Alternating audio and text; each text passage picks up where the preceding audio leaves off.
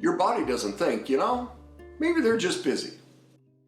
The third stage, shame. This is where it starts to hurt. Your body actually thinks, I'm losing love right now. So the sad truth is, you don't chase them because you love them. You chase them because your childhood taught you that love runs away. You're not pursuing a partner, you're pursuing the parent who couldn't choose you as a child. So let's start with the exact moment when you start chasing your partner. What happens? Your partner starts to pull away. Maybe the texting slows down, or you notice that their tone starts to shift. Their energy changes. They feel more distant.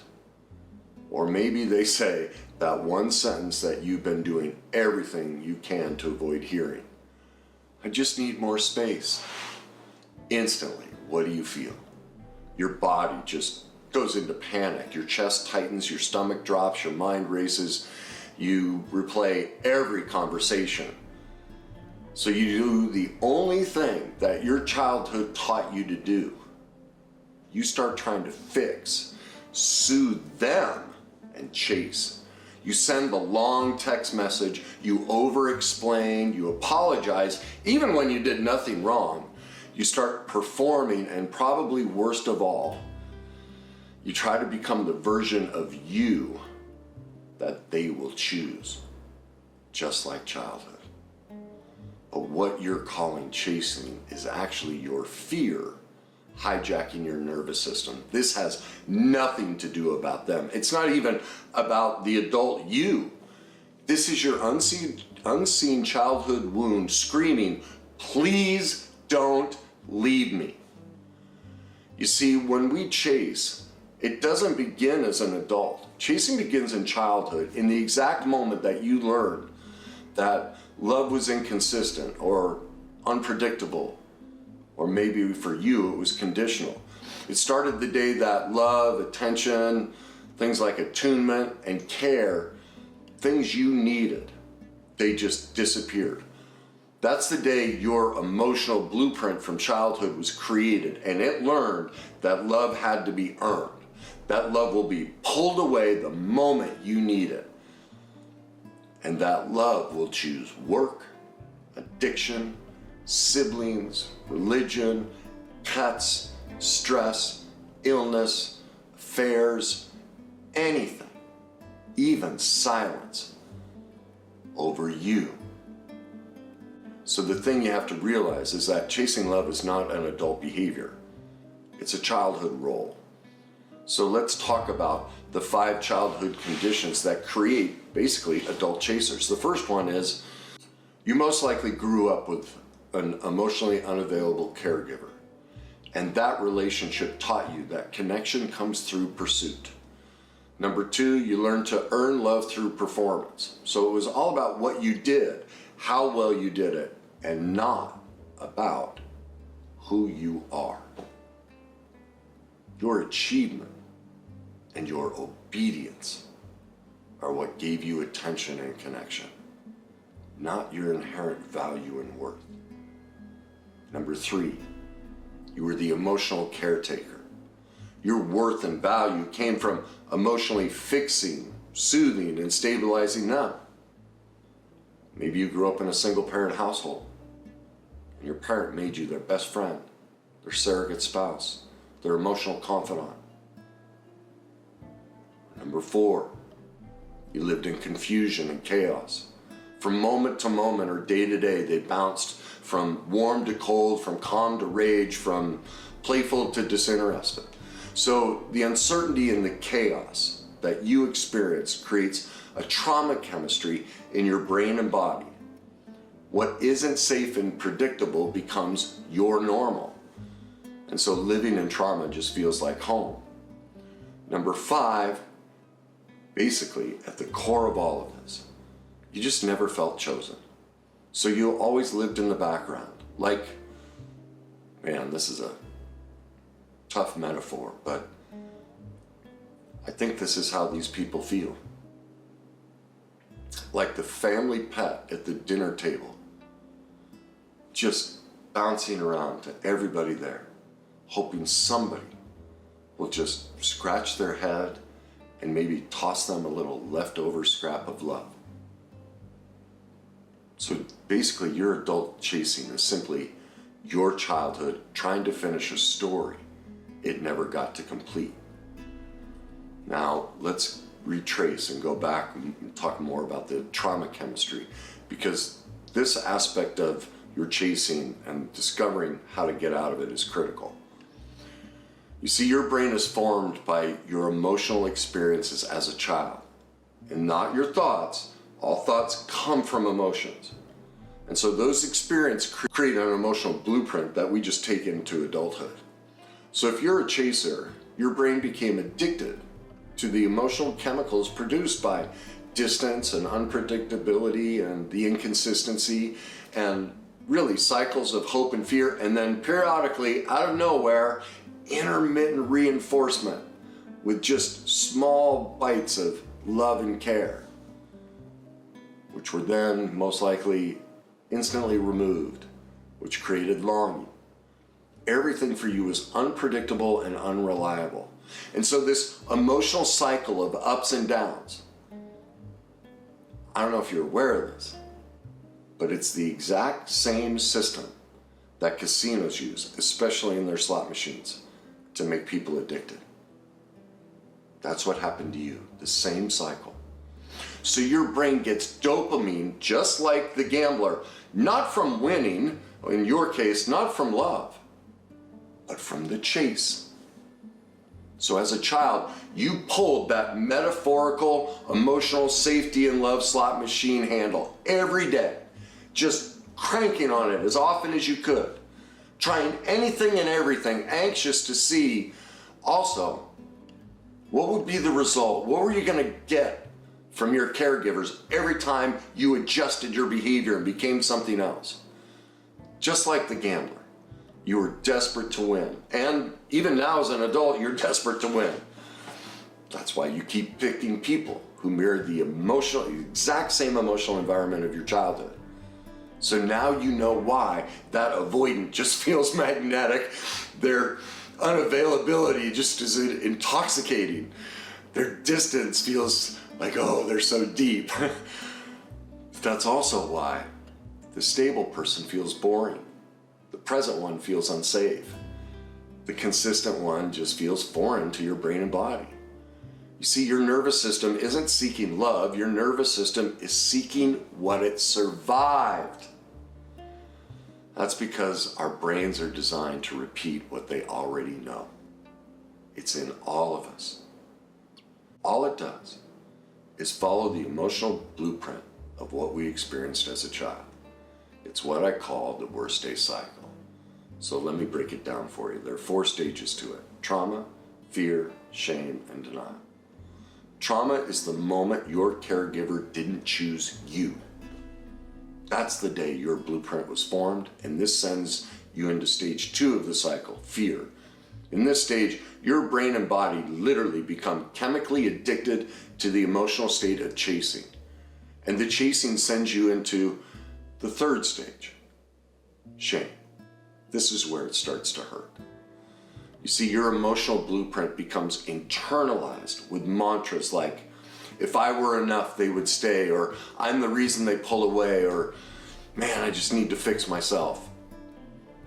Or maybe it was, unless I earn it, I'm unlovable. So there's only one option for you to get any emotional scraps from that proverbial dinner table of love I talked about earlier. You only have one choice. You have to cast off your authentic self and redefine what is hurtful, what you're experiencing as a child, and call it love.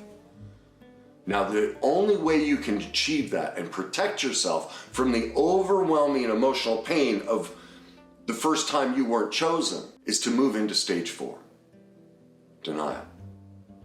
This is where the child you came up with a brilliant, and I mean this sincerely, a brilliant life-saving strategy. To protect your authentic self from the pain and loss of care you experienced, you create a protective persona.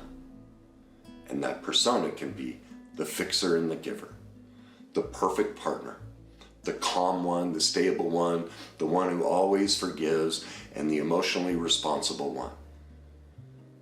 It's a deflection mechanism, so you don't have to admit the truth and feel the weight of not being chosen as a child. So you chase because your childhood emotional blueprint persona learned that the only way to survive, literally the only way to survive your childhood, was to chase. So it's not who you are, it's who you became to survive. So why can't you stop chasing as an adult, even when you know better? Why can't your logic just override your childhood experiences and that emotional blueprint programming? Well, you can't stop because your nervous system was programmed to interpret the distance as danger, the withholding as abandonment, the silence as rejection, and the space as disconnection. So when somebody pulls away, your body doesn't think, maybe they're just busy. Your body actually thinks, I'm losing love right now. I'm losing my worth. I'm losing my safety. And that's when the fear takes over, which just floods your system with the shame. Your adult self just disappears. And your childhood wound just starts frantically pulling on that slot machine handle.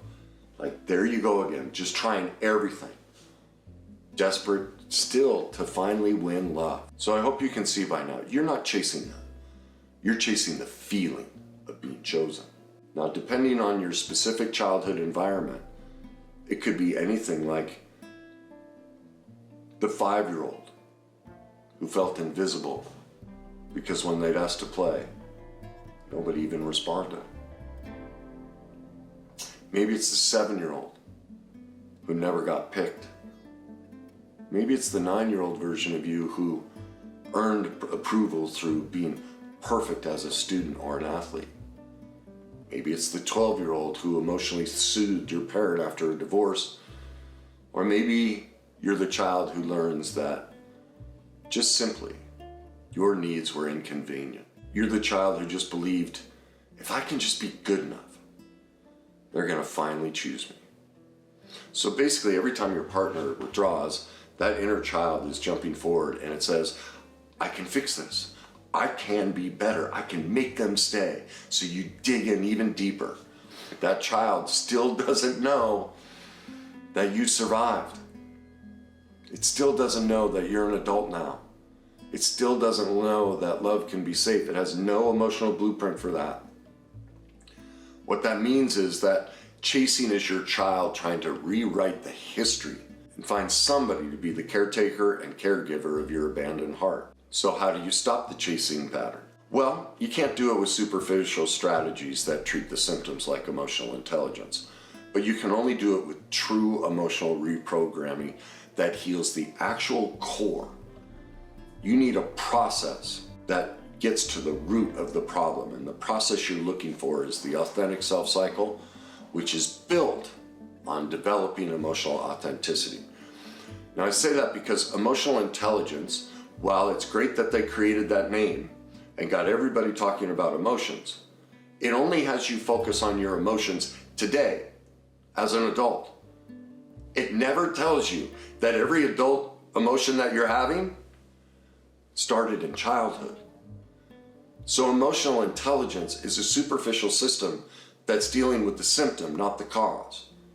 Emotional authenticity deals with the root, the place where all emotions and feelings are learned, in your childhood. And it does that with a simple 3-step process. What am I feeling? Where in my body do I feel it? And what's my first memory of having this feeling? Because remember, every feeling we have starts in childhood. And so you're able to trace it back and find your original chasing moment. Now, let's begin talking about the authentic self cycle and how we use that through emotional authenticity to stop the chasing. There are 4 steps to the cycle: truth, responsibility, healing, and forgiveness. The first step is truth. We have to identify the original moment you felt, I'm not chosen. You use emotional authenticity. What am I feeling? Where in my body do I feel it? Because we store all emotional trauma in our body. And what's my first memory? Boom. That's where it started. That's the wound you're trying to heal. That's the childhood that you're bringing in to this relationship, okay? So that's behind every single chase, and it's a critical step because it really breaks the wall of denial. It exposes that my fixer, my giver, all these personas that I've developed are not my authentic self. They're adaptations, and we need to confront that. It's kind of assaulting, really, to go, oh, this isn't who I really am? Well, until we confront that, remember, we want love. The only way we can get love is to be our authentic selves. We're hiding behind a persona. It's time to give permission for that authentic self to be chosen by us.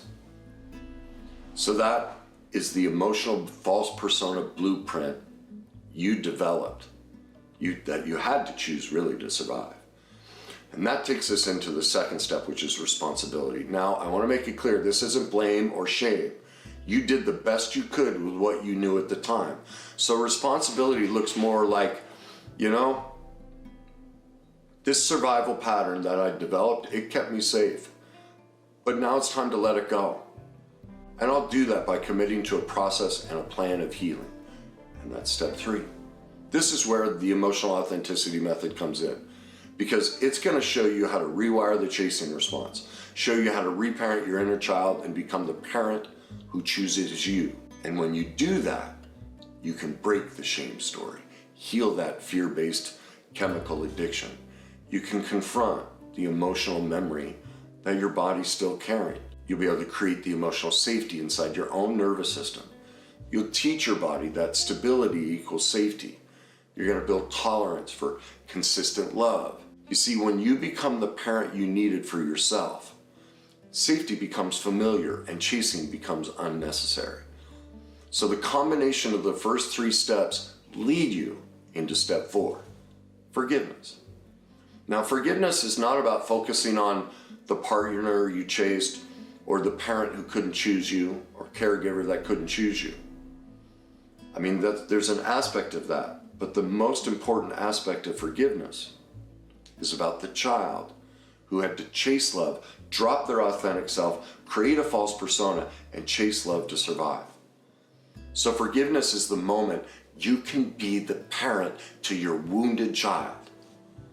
And you say to them, you know what? I appreciate you for coming up with such a brilliant strategy. Like, you're so smart and so capable to literally have figured out a way to survive. But I want you to know I'm here now, and it's my job. And my promise to you, little guy or little girl, is that I'll work every day to become the parent you needed so you can feel safe and not feel like you have to take over anymore. You no longer have to earn love. I'm going to give you all of mine. Something along those lines. But you have a conversation with that child who learned to chase. And you come from a parenting place. And let them know what they did wasn't wrong. It was actually right. It kept them alive. But it's not working anymore.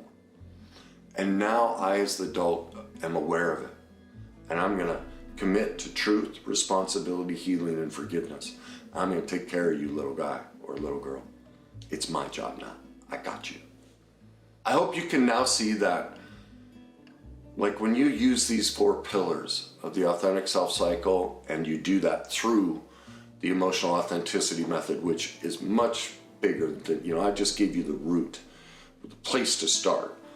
But the trunk and the trees and the leaves and everything, it's much too big, all the different processes and skills to heal all of these root wounds. But I think you can see clearly, this goes way beyond emotional intelligence. It gets to the root, and this is a great place to start for you.